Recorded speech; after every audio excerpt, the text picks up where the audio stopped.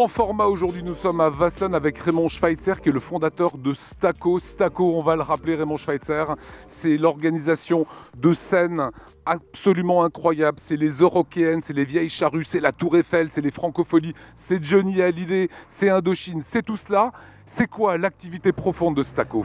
Jean-Lionel, merci de rappeler tous ces concerts que j'ai perdus cet été. Donc plus tu en cites, plus je suis triste. Non, c'est un peu une boutade.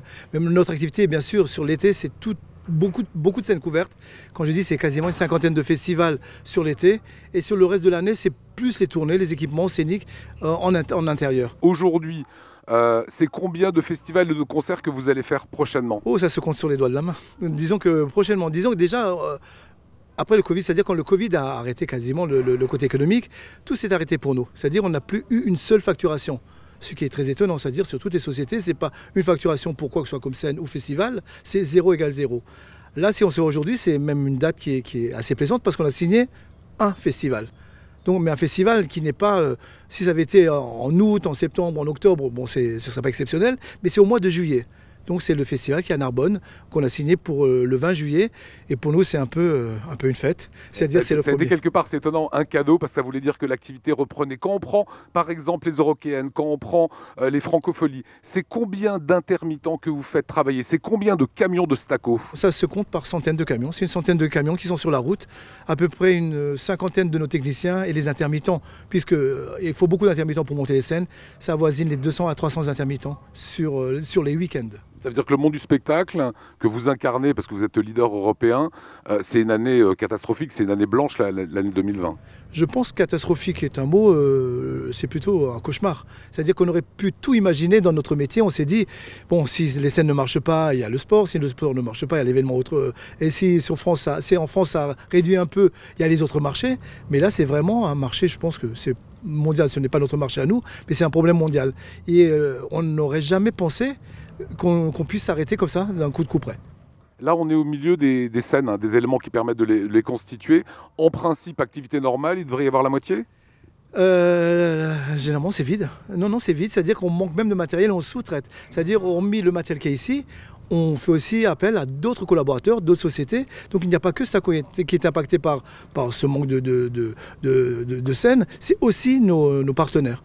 Vous avez dû avoir recours au PGE pour que la société ne fasse pas faillite? Il n'y a pas que le PGE. Disons qu'on a dû réagir très vite, très vite, parce que bon, il y a quand même beaucoup d'échéances financières. Et donc on a d'abord fait appel à nos banques. Nos banques, c'est à quoi de la chance, on travaille avec 4 banques et je pense que c'était bien d'avoir quand même une diversité de banques.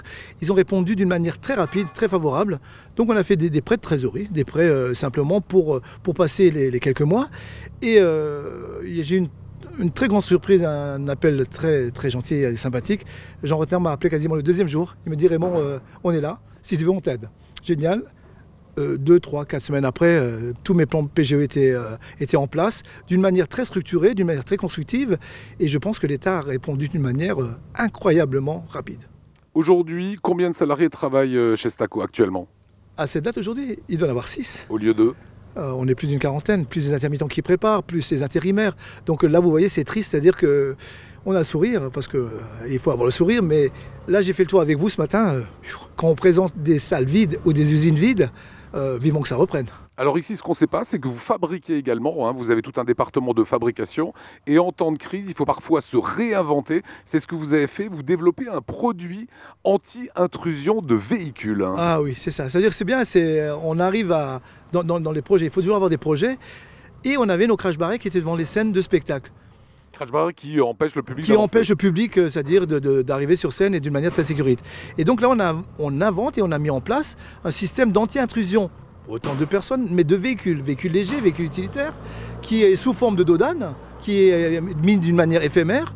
Et en un quart de tour, là, toute la partie centrale va se lever et va empêcher les véhicules de passer. Voilà, c'est un système intelligent, ça permet de bloquer les voitures mais de laisser passer les piétons, ça permet de bloquer tout le monde. Exactement, et je pense que c'est un produit qui correspond un peu un peu aux événements qu'on organise. Et c'est ce côté, on a observé, on a vu ce qui marchait, ce qui ne marchait pas.